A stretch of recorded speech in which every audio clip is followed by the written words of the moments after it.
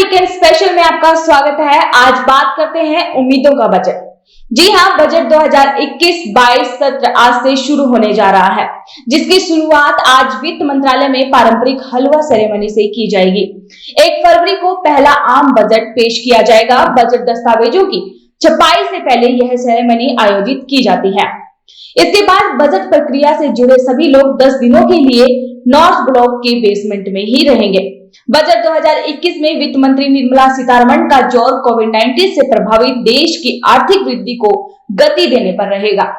1 फरवरी को संसद में वित्त वर्ष 2021-22 का आम बजट पेश होगा। इस बजट में वेतनभोगी लोगों को इनकम टैक्स में कुछ छूट दी जा सकती है। इस बार निर्मला सीतारमण से उम्मीद है कि आम बजट में वे इनकम टैक्स और जीएसटी में व्यापारियों, उद्योगों और आम लोगों को राहत देंगी। बजट 2021 की तैयारी के दौरान वित्त मंत्रालय ने वित्तीय और पूंजी बाजार, स्वास्थ्य, शिक्षा, ग्रामीण विकास जैसे मुद्दों पर चैप्टर इंडस्ट्री के प्रतिनिधि, service centre, labour and trade union और आर्थिक शास्त्रियों से भी सलाह मशवरा किया। बजट 2021 के एजेंडे में उन बिंदुओं पर भी विशेष फोकस रहेगा जो प्रधानमंत्री नरेंद्र मोदी के एजेंडे में शामिल हैं, जैसे राजकोषीय नीति, इनकम टैक्स, इंश्योरेंस सेंटर और बॉन्ड मार्केट। इसके अलावा सामाजिक सुरक्षा, कुशलता प्रोग्राम, इंफ्रास्ट्रक्चर, साफ सफाई और जल के साथ पब्लिक वितरण प्रणाली आदि में सुधार भी बजट 2021 के एजेंडे में शामिल होने की उम्मीद है। वित्त मंत्री निर्मला सीतारमण ने उद्योग जगत के साथ हुई चर्चा में आर्थिक मामलों के सचिव तरुण बजाज, निवेश विभाग के सचिव तुहिन कांत, वित्त राज्य मंत्री अनुराग ठाकुर और वित्त सचिव एबी पांडे, व्यय सचिव टीवी सोमनाथ और भारत के मुख्य आर्थिक सलाहकार केवी सुब्रमण्यम को शामिल किया था। इससे पहले नवंबर में मंत्रालय ने ऑनलाइन पोर्टल के जरिए आम जनता से बजट बनाने के लिए सुझाव भी मंगाए थे। कोरोना संकट के इस दौर में सरकार स्वास्थ्य बीमा के प्रीमियम भरने में मिलने वाली छूट की सीमा बढ़ा सकती है। इनकम टैक्स स्लैब बदला जा सकता है। साथ ही स्टैंडर्ड डिस्कशन की सीमा बढ़ाकर 50,000 रुपए की जगह पर 1 लाख रुपए तक की जा सकती है। बजट सत्र 2 हिस्सों में होगा। संसद का बजट सत्र 29 जनवरी से शुरू होगा। पहला चरण 29 जनवरी से शुरू होकर 15 फरवरी तक चलेगा और दूसरा चरण 8 मार्च से 8 अप्रैल तक चलेगा।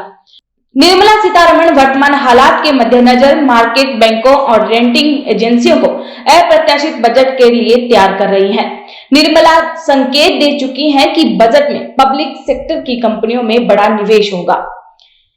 इसी के चलते हमारे संवाददाताओं ने कुछ चार्टेड अकाउंटेंट से चर्चा की, जिसमें ये जानने की कोशिश की गई है कि आखिर इस बार लोगों को बजट को लेकर क्या उम्मीदें हैं। आइए पहले जानते हैं सीए चेतन झालरिया ने इस पर क्या कहा।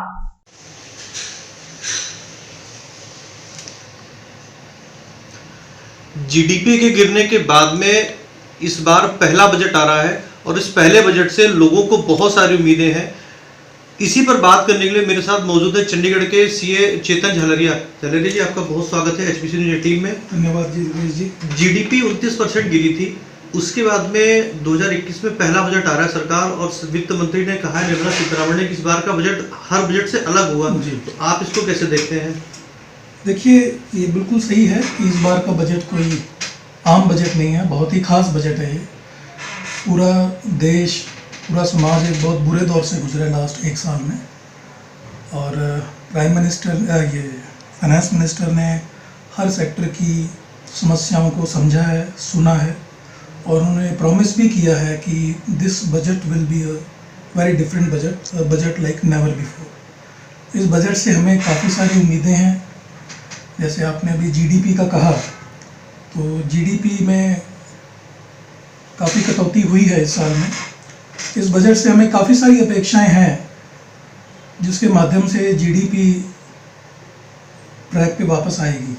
लॉकडाउन, जैसे कोरोना का संक्रमण फैला, लॉकडाउन हुआ, लॉकडाउन में लोगों की नौकरियां चली गई, छोटे व्यापारी के व्यापार बंद हो गए, बिजनेसमैन बहुत परेशान हो।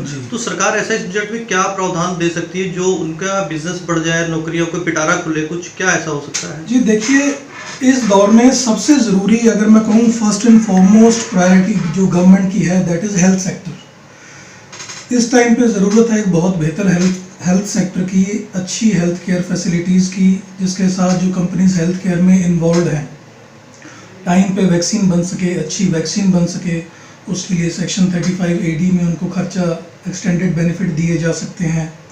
जो हमारे देशवासी हैं ये जो मेडिकल इंश्योरेंस प्रीमियम पे करते हैं उसकी अभी फ़िलहाल छूट 25,000 रुपये की है सेक्शन 80D में।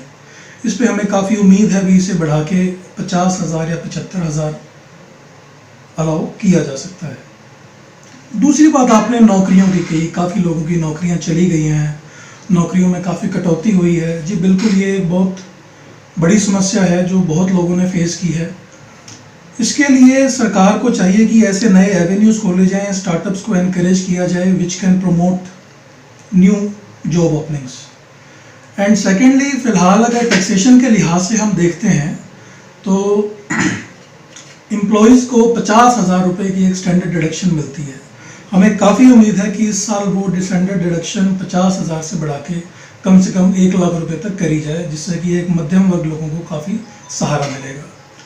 और इसमें एक चीज़ है जिस पे सरकार को ज़रूर ध्यान देना चाहिए, वो क्या है कि अभी मोस्टली हर कॉरपोरेट्स या एक office work from home model पे काम कर रहा है। इस वर्क फ्रॉम होम मॉडल पे एम्प्लॉय जो है वो अपने घर पे बैठ के ही काम कर रहे हैं, जिसके कारण उन्हें काफ़ी कॉस्ट इनकर करनी पड़ रही है। नेमली फर्नीचर है, इंफ्रास्ट्रक्चर है, IT है, काफ़ी सारी रेकरिंग कॉस्ट हैं जैसे कि इंटरनेट कॉस्ट है, लीज लाइन कॉस्ट है, मेंटेनेंस है, AMCs हैं।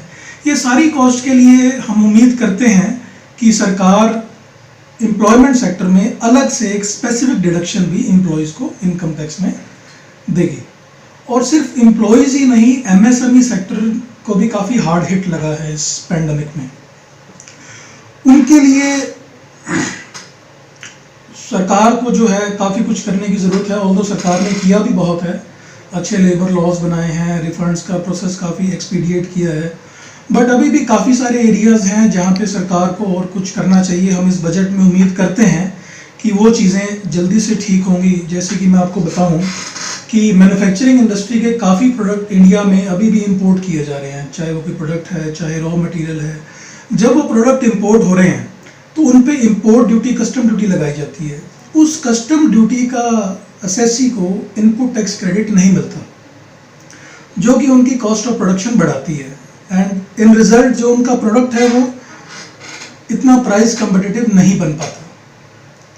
हम इंडिया में बात करते हैं कि हमें आत्मनिर्भर भारत बनाना है, मेक इन इंडिया की हम बात करते हैं, तो उसके लिए ज़रूरी है कि एक वर्ल्ड क्लास प्रोडक्ट एक वर्ल्ड क्लास प्राइस पे बनाया जा सके, जिसके लिए कि ऑपरेशनल कॉस्ट या प्रोडक्शन कॉस्ट कम होनी बहुत ज़रूरी है।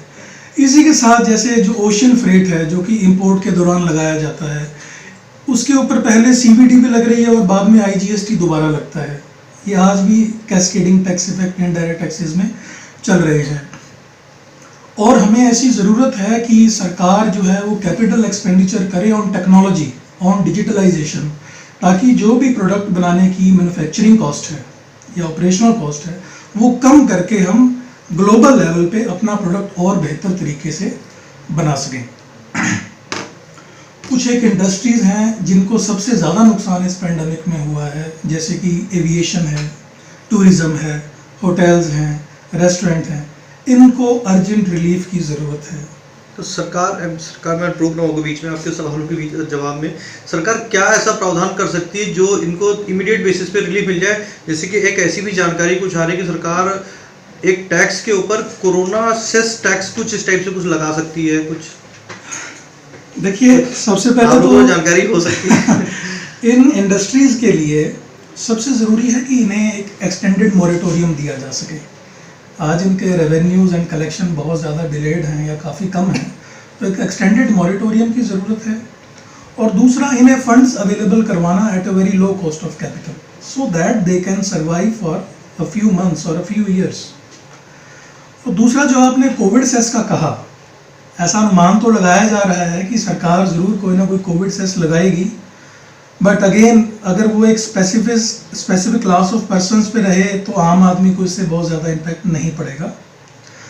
जहाँ तक कॉरपोरेट टैक्स रेट की बात है, फ़िलहाल देश में 15% का सब्सिडाइज रेट और 22% का कॉरपोरेट टैक्स है, जो कि बिल्कुल सही है और बैलेंस्ड है।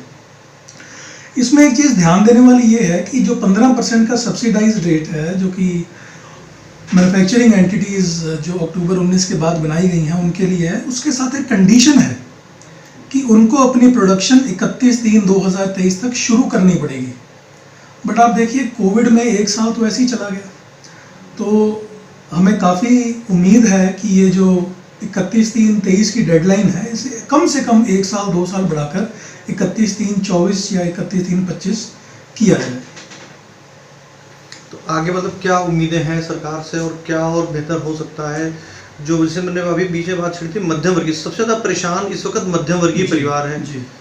लोगों की। से मैंने बात करी थी, नौकरियां चली गई, मतलब सरकार ऐसी क्या क्या चीज़ें ला सकती है जिनपे नौकरियां बढ़े, लोगों के बिजनेस ग्रो अप हो। जैसे आपने बीच में बात की थी MSME की, MSME बिजनेस बहुत ज़्यादा परेशान है। अभी GST में भी कुछ बदलाव किए थे, कुछ की 90% का कुछ था, कुछ इस टाइप से 99% का 1% उनको शायद इनको टैक्स रेट लेना पड़ेगा। इस टाइप की से इनको भी परेशानियां और भी बहुत ज़्यादा है। देखिए आपने बिल्कुल सही कहा है जी। GST लॉन्च हुआ था जुलाई 2017 में। उस समय से गुड्स एंड सर्विस टैक्स ना कह के एक गुड एंड सिंपल टैक्स का नाम दिया गया था, जो कि मैं कहूँगा कि आज सिर्फ कागज़ों में रह गया है। वास्तविकता में बहुत ज़्यादा कठिनाइयाँ हो रही हैं बिजनेसमैन को। हर दिन कोई ना कोई नई अमेंडमेंट GST लॉ में आ रही है, रूल्स बदल रहे हैं। बिग कॉरपोरेट्स का तो ठीक है, बट छोटा आदमी, आम आदमी इन सारे लॉज से इतने चेंजिंग वर्ल्ड में कंप्लायंस करना काफ़ी मुश्किल है। नई नई चीज़ें, जैसे आपने कहा कि अगर किसी की टर्नओवर 50 लाख प्लस है और उसके बाद सारा ITC 1% पेमेंट कैश में करना मैंडेटरी है, ऐसी बहुत सारे नए नए और स्ट्रिक्ट सख्त कानून हैं जिनसे जनता परेशान है। तो इस बजट से हम ये भी उम्मीद कर रहे हैं भी कहीं ना कहीं ये बिजनेस फ्रेंडली हो। देखिए, जब तक ईज ऑफ डूइंग बिजनेस देश में नहीं होगा, इकोनॉमी की बढ़ोतरी होनी बहुत मुश्किल है। और GST तो एक विभिन्न अंग है बिजनेस का। 30 लाख क्रॉस करती GST लग रहा है। GST का सिंप्लीफाइड होना तो बहुत ज़रूरी है। दूसरा, आपने कहा कि सरकार और क्या कर सकती है। देखिए हमारा जो देश है, यहाँ से शुरू से ही हाउस होल्ड सेविंग का एक बहुत बड़ा कल्चर रहा है। हमारे इंडिया में हाउस होल्ड सेविंग बहुत इंपॉर्टेंट पार्ट प्ले कर रहे हैं। लास्ट ईयर के बजट में सरकार ने जब नई टैक्स रिजीम लागू करी है, जहां हम 15 लाख तक एक सब्सिडाइज्ड रेट पे स्लैब वाइज टैक्स पे कर सकते हैं, उसके साथ आपको डिडक्शंस का बेनिफिट खत्म कर दिया है। जबकि इस टाइम पे ज़रूरत है कि ऐसी डिडक्शंस को और बढ़ावा दिया जाए। अगर आपको ध्यान हो तो 2014 से पहले सेक्शन 80C की डिडक्शन मात्र 1 लाख रुपए की थी। 2014 में उसको 50% बढ़ा के 1 से 1.5 लाख किया गया। लास्ट 6 साल से उसमें कोई चेंज ही नहीं है। 6 साल में इकोनॉमी कहाँ से कहाँ पहुँच गई है। वो जो सेविंग की जो डिडक्शन है या जो प्रोत्साहन जो मिलना चाहिए वो वही है। आज अगर सरकार इसे 2.5 लाख 3 लाख रुपए तक करे तो जो आदमी 3 लाख रुपए बचाएगा वो कहीं इन्वेस्ट करेगा ना, उसकी सेविंग तो हो ही रही है। वो बीते 1-2 दिनों में शेयर मार्केट 50,000 पार कर गया है और इधर पेट्रोल के भी दाम बहुत तेजी से बढ़ते जा रहे हैं। पेट्रोल भी लगभग कुछ एक जगहों पे 90 पार हो रहा है जी। तो क्या उम्मीद लगाई जा सकती है कि पेट्रोल के ऊपर भी कुछ सरकार कुछ रहम करेगी मध्यम वर्गीय परिवार को? देखिए, आखिरी सवाल हो सकता है। GST लॉ में प्रोविजन है कि जो पेट्रोलियम प्रोडक्ट्स हैं, 5 तरह के पेट्रोलियम प्रोडक्ट्स हैं जिनको किसी भी स्पेसिफाइड डेट से GST लॉ के दायरे में शामिल किया जा सकता है। ना कि सिर्फ मध्यम वर्गीय परिवार, इवन ऑलमोस्ट ऑल इंडस्ट्री को petrol, diesel, natural gas, ATF की ज़रूरत पड़ती है टू रन देयर इंडस्ट्री। ये बढ़ी हुई कॉस्ट और blockage of input tax credit कहीं ना कहीं बनाए गए प्रोडक्ट की कीमतों को भी बढ़ाता है, जिसका एंड इफेक्ट अल्टीमेटली कंज्यूमर पे आता है। तो वी आर वेरी होपफुल कि GST को भी पेट्रोल और डीजल को GST के दायरे में शामिल किया जाए। ये आम आदमी के लिए काफ़ी राहत की बात होगी। और सेकेंडली, आप अगर इंटरनेशनल मार्केट में देखें तो ब्रेंट क्रूड का प्राइस काफ़ी डाउन है, बट हमारे देश में पेट्रोल डीजल के प्राइस बढ़े ही हैं। That means taxes have been increased. बीच में तो अगर आपको याद हो 4-5 महीने पहले क्रूड माइनस में पहुंच गया था। जो चीज़ माइनस में पहुंच गई हमारे देश में वो तब भी प्लस थी। USD का रेट ऑलमोस्ट बढ़ रहा है, कम तो हुआ ही नहीं है। ये चीज़ें हैं जिस पे हम उम्मीद करते हैं कि बजट में कुछ ना कुछ अच्छा इसका समाधान निकाला जाएगा। रितेश जी, एक और चीज़ मैं इसमें ऐड करूंगा जो कि आम आदमी के लिए बहुत इंपॉर्टेंट है। हमारे देश में जो इंश्योरेंस को लेके जो कल्चर रहा है ना, वो सिर्फ एक टैक्स सेविंग टूल की तरह उसे देखा जाता है। हमारे इंडिया में बाकी कंट्रीज की तरह कोई सोशल सिक्योरिटी कोई बहुत बड़ी प्रावधान नहीं है। इस कोविड में हम सबको एक बात तो समझ आ गई है कि insurance is very important. May it be your medical insurance, may it be your life insurance, may it be your term insurance. Insurance को एक लाइफ का इनसेपरेबल पार्ट मानने की ज़रूरत है। ये ना सिर्फ एक टैक्स सेविंग टूल है बल्कि इससे बहुत ज़्यादा है। अगर कोई विपत्ति का समय आप पर आए तो इंश्योरेंस कंपनीज आपकी मदद करेंगी। इसके लिए सरकार को चाहिए कि ऐसी नई इनोवेटिव पॉलिसीज़ हों जो कि मोर स्पेसिफिकली सॉल्यूशन ओरिएंटेड हो, कस्टमर फ्रेंडली हो, या जैसे सरकार ने भी एक नया प्रावधान बनाया, एनपीएस में इन्वेस्टमेंट अगर आप करते हैं तो आपको 80Cs के अलावा भी आपको डिडक्शन मिलती है। ऐसा ही प्रावधान अगर इंश्योरेंस के लिए भी कर दिया जाए तो ये ज़रूर मैं कहूँगा देशवासियों के लिए हित की चीज़ होगी। इसके बाद सीए टीएन सिंगला ने बजट को लेकर क्या कहा, सुनिए। देश का बजट सत्र आने वाला है और 29 जनवरी से बजट सत्र शुरू होगा और 1 फरवरी को बजट पेश किया जाएगा। और इसी को लेकर मेरे साथ बातचीत के लिए सीए टीएन सिंगला जी मौजूद है। सर, बहुत बहुत स्वागत है पहले तो आपका। Thank you madam. सर, जैसे कि बजट सत्र शुरू होने वाला है और 1 फरवरी को पेश किया जाएगा, तो जिस तरह से हम देखा जाए तो कोरोना का दौर रहा है पिछला, तो क्या अर्थव्यवस्था जो इतनी डगमगाई थी, इस बार क्या सरकार से उम्मीद है? किस तरह का सरकार बजट जो तैयार करती है? सरकार को एक्चुअली हमारी जीडीपी की ग्रोथ के लिए सबसे इम्पोर्टेंट है कि मिडिल क्लास को बेनिफिट जरूर दिया जाए, क्योंकि मिडिल क्लास और जो किसान है, फार्मर है, हमारी मैक्सिमम पॉपुलेशन गांव में रहती है, तो उनके लिए उनका जो जीडीपी में कंट्रीब्यूशन है बहुत ज़्यादा है, तो उनके लिए सरकार को कुछ ना कुछ ज़रूर करना चाहिए। जैसे 80C की डिडक्शन है जिसमें सेविंग पे 1.5 लाख है आज के दिन, उसको बढ़ा के 3 लाख कर देना चाहिए। इसी तरीके हेल्थ का है, मेडिकल इंश्योरेंस में 80D में जितना भी इंश्योरेंस का प्रीमियम कोई पे करता है वो पूरा रिबेट उसको मिलना चाहिए। और तीसरा है कि ऐसी जैसे स्कीम्स है, जैसे हाउसिंग लोन है, हाउसिंग लोन पे जो रिबेट है वो और बढ़ाना चाहिए, सो दैट उससे पब्लिक को इनकरेजमेंट हो और जीडीपी में भी ग्रोथ में उसका कंट्रीब्यूशन हो जी।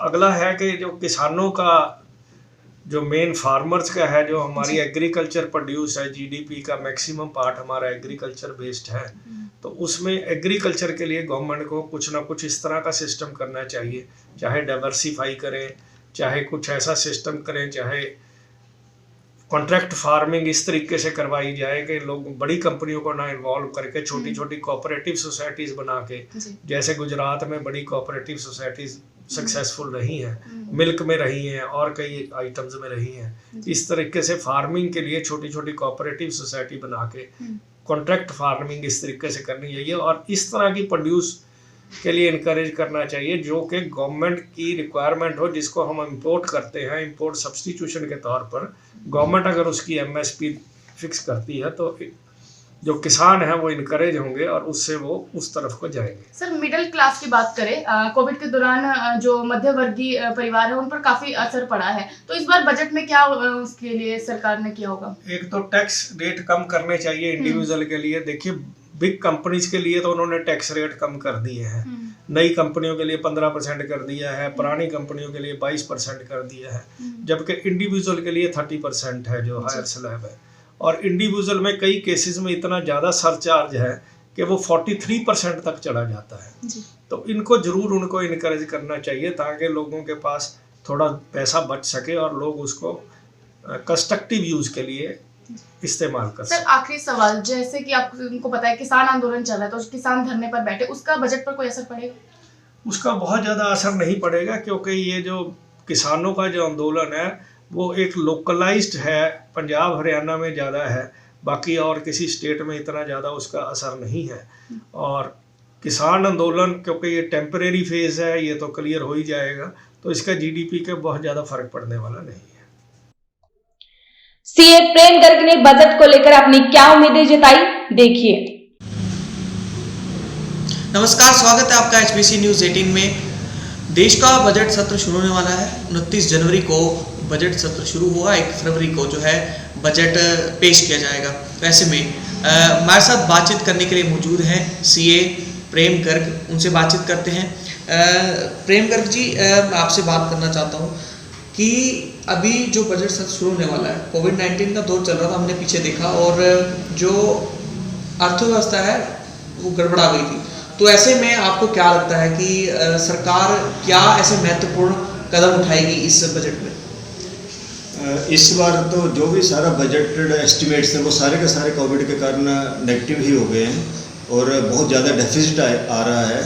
तो वैसे तो एज ए रूल तो ये होगा कि भी गवर्नमेंट को बहुत हैवी डोज ऑफ टैक्सेशन देनी पड़ेगी, लेकिन क्योंकि लोग पहले ही बहुत ज़्यादा परेशान हैं, इसलिए ऐसा गवर्नमेंट नहीं करेगी मेरे को लगता है। फिर भी हमारा ये मांग है गवर्नमेंट से कि इसको ईज ऑफ डूइंग बिजनेस, जैसे कि मोदी जी हमेशा कहते हैं ईज ऑफ डूइंग बिजनेस, ये जो टैक्स की कॉम्प्लिकेशन है एक तो इसको ख़त्म किया जाए। दूसरा क्या है, जो जैसे सेस है, सरचार्ज है, ये चीज़ें सारी खत्म होनी चाहिए।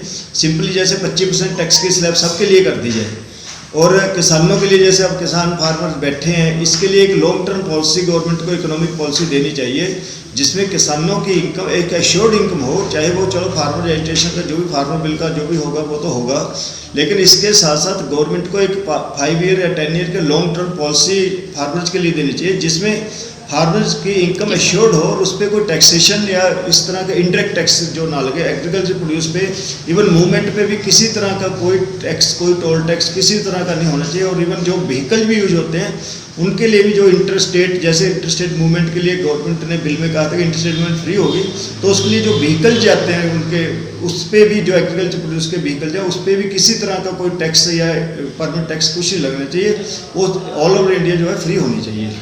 क्योंकि अभी कोविड-19 के दौरान हमने देखा कि मध्यम वर्ग के जो परिवार हैं उनको भी काफ़ी, उनकी भी जेब पर काफ़ी असर पड़ा है। तो क्या लगता है कि सरकार मध्यम वर्ग के जो परिवार हैं उनके लिए क्या करेगी? इसके लिए तो मेरे को लगता है कि 5 लाख तक टैक्स वैसे ही माफ़ कर देना चाहिए। वैसे तो अभी भी है कि 5 लाख तक का अगर आपका नहीं है तो टैक्स वेट करके जीरो होता है, लेकिन अगर 5 लाख 1 रुपया है तो 2.5 लाख से सीधा टैक्स लग जाता है। तो मेरी ये एक्सपेक्टेशन भी है और मांग भी है कि 5 लाख तक टैक्स बिल्कुल जीरो कर दिया जाए।